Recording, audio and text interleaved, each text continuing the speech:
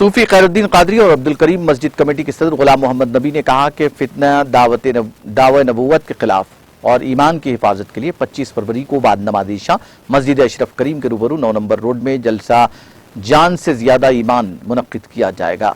मौलाना मोहम्मद हुसामुद्दीन सानी, आमिल जाफर पाशा और मौलाना कलीमुल्लाह हुसैनी काशिफ पाशा मेहमान खुसूसी होंगे। उन्होंने कहा कि इस जलसे का अहम मकसद हिंदुस्तान, तेलंगाना रियासत बिलखुसूस हैदराबाद में सर उठाने वाले बास फितनों की सरकुबी करना है।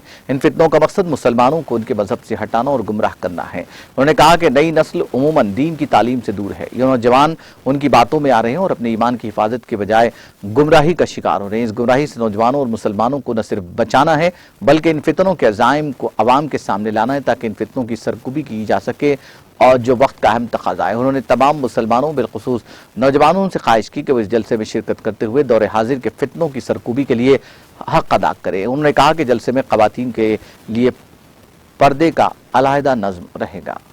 अस्सलामु अलैकुम वरहमतुल्लाहि वबरकातुहू।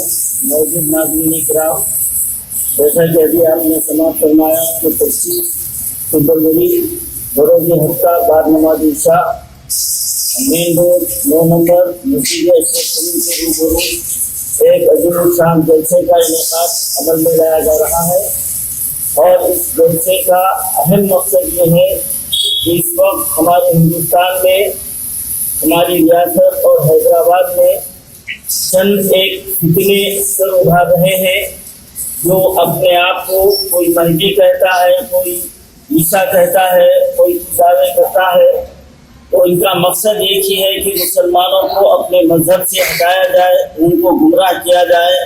और आज की हमारी नई नस्ल जो उमूमन दीनी तालीम से दूर है, वो लोग इनके बातों में जो आ रहे हैं